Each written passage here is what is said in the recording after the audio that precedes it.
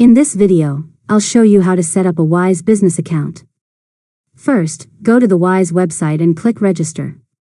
Choose Business Account and create your account using your email address, Google account, or another available sign-in option. Next, enter your business information, including your business name, country of registration, and business type.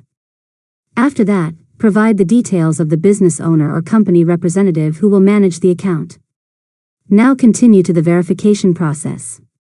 Wise may ask you to upload documents such as a government-issued ID, business registration documents, or proof of address.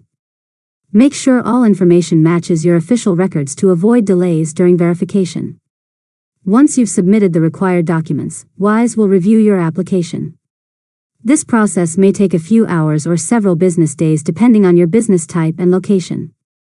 After your account is approved, log into your Wise business dashboard and complete your business profile.